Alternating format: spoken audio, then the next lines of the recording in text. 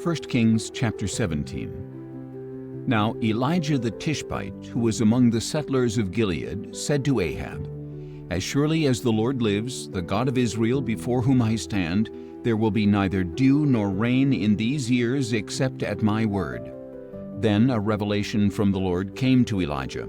"Leave here, turn eastward, and hide yourself by the brook of Kerith, east of the Jordan. And you are to drink from the brook, and I have commanded the ravens to feed you there." So Elijah did what the Lord had told him, and he went and lived by the brook of Kerith, east of the Jordan. The ravens would bring him bread and meat in the morning and evening, and he would drink from the brook. Some time later, however, the brook dried up because there had been no rain in the land. Then the word of the Lord came to Elijah, "Get up and go to Zarephath of Sidon and stay there. Behold, I have commanded a widow there to provide for you." So Elijah got up and went to Zarephath. When he arrived at the city gate, there was a widow gathering sticks. Elijah called to her and said, "Please bring me a little water in a cup so that I may drink." And as she was going to get it, he called to her and said, "Please bring me a piece of bread." But she replied, "As surely as the Lord your God lives, I have no bread, only a handful of flour in a jar and a little oil in a jug. Look, I am gathering a couple of sticks to take home and prepare a meal for myself and my son, so that we may eat it and die." "Do not be afraid," Elijah said to her. "Go and do as you have said, but first make me a small cake of bread from what you have and bring it out to me. Afterward make some for yourself and your son. For this is what the Lord, the God of Israel, says, the jar of flour will not be exhausted, and the jug of oil will not run dry until the day the Lord sends rain upon the face of the earth." So she went and did according to the word of Elijah, and there was food every day for Elijah and the woman and her household. The jar of flour was not exhausted, and the jug of oil did not run dry, according to the word that the Lord had spoken through Elijah. Later, the son of the woman who owned the house became ill, and his sickness grew worse and worse until no breath remained in him. "O man of God," said the woman to Elijah, "what have you done to me? Have you come to remind me of my iniquity and cause the death of my son?" But Elijah said to her, "Give me your son." So he took him from her arms, carried him to the upper room where he was staying, and laid him on his own bed. Then he cried out to the Lord, "O Lord my God, have you also brought tragedy on this widow who has opened her home to me by causing her son to die?" Then he stretched himself out over the child 3 times and cried out to the Lord, "O Lord my God, please let this boy's life return to him." And the Lord listened to the voice of Elijah, and the child's life returned to him, and he lived. Then Elijah took the child, brought him down from the upper room into the house, and gave him to his mother. "Look, your son is alive," Elijah declared. Then the woman said to Elijah, "Now I know that you are a man of God, and that the word of the Lord from your mouth is truth." 1 Kings chapter 18. After a long time, in the 3rd year of the drought, the word of the Lord came to Elijah. "Go and present yourself to Ahab, and I will send rain upon the face of the earth." So Elijah went to present himself to Ahab. The famine was severe in Samaria, and Ahab summoned Obadiah, who was in charge of the palace.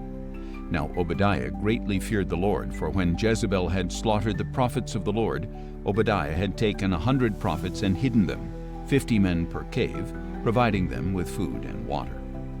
Then Ahab said to Obadiah, "Go throughout the land to every spring and every valley. Perhaps we will find grass to keep the horses and mules alive, so that we will not have to destroy any livestock." So they divided the land to explore. Ahab went one way by himself, and Obadiah went the other way by himself. Now as Obadiah went on his way, Elijah suddenly met him. When Obadiah recognized him, he fell face down and said, "Is it you, my lord Elijah?" "It is I," he answered. "Go tell your master, Elijah is here." But Obadiah replied, "How have I sinned that you are handing your servant over to Ahab to put me to death? As surely as the Lord your God lives, there is no nation or kingdom where my Lord has not sent someone to search for you." When they said, "He is not here," he made that kingdom or nation swear that they had not found you. And now you say, "Go tell your master that Elijah is here." I do not know where the Spirit of the Lord may carry you off when I leave you. Then when I go and tell Ahab and he does not find you, he will kill me. But I, your servant, have feared the Lord from my youth. Was it not reported to my Lord what I did when Jezebel slaughtered the prophets of the Lord? I hid 100 prophets of the Lord, 50 men per cave, and I provided them with food and water. And now you say, Go tell your Lord that Elijah is here. He will kill me. Then Elijah said, As surely as the Lord of hosts lives, before whom I stand, I will present myself to Ahab today. So Obadiah went to inform Ahab, who went to meet Elijah. When Ahab saw Elijah, he said to him, Is that you, O troubler of Israel? I have not troubled Israel, Elijah replied, but you and your father's house have, for you have forsaken the commandments of the Lord and have followed the Baals. Now summon all Israel to meet me on Mount Carmel, along with the 450 prophets of Baal and the 400 prophets of Asherah who eat at Jezebel's table. So Ahab summoned all the Israelites and assembled the prophets on Mount Carmel. Then Elijah approached all the people and said, How long will you waver between two opinions? If the Lord is God, follow him, but if Baal is God, follow him. But the people did not answer a word. Then Elijah said to the people, I am the only remaining prophet of the Lord, but Baal has 450 prophets. Get 2 bulls for us. Let the prophets of Baal choose 1 bull for themselves, cut it into pieces, and place it on the wood, but not light the fire. And I will prepare the other bull and place it on the wood, but not light the fire. Then you may call on the name of your God, and I will call on the name of the Lord, the God who answers by fire. He is God. And all the people answered, What you say is good. Then Elijah said to the prophets of Baal, Since you are so numerous, choose for yourselves 1 bull and prepare it first. Then call on the name of your God, but do not light the fire. And they took the bull that was given them, prepared it, and called on the name of Baal from morning until noon, shouting, O Baal, answer us. But there was no sound, and no one answered as they leaped around the altar they had made. At noon Elijah began to taunt them, saying, Shout louder, for he is a god. Perhaps he is deep in thought, or occupied, or on a journey. Perhaps he is sleeping and must be awakened. So they shouted louder and cut themselves with knives and lances, as was their custom, until the blood gushed over them. Midday passed, and they kept on raving until the time of the evening sacrifice. But there was no response. No one answered. No one paid attention.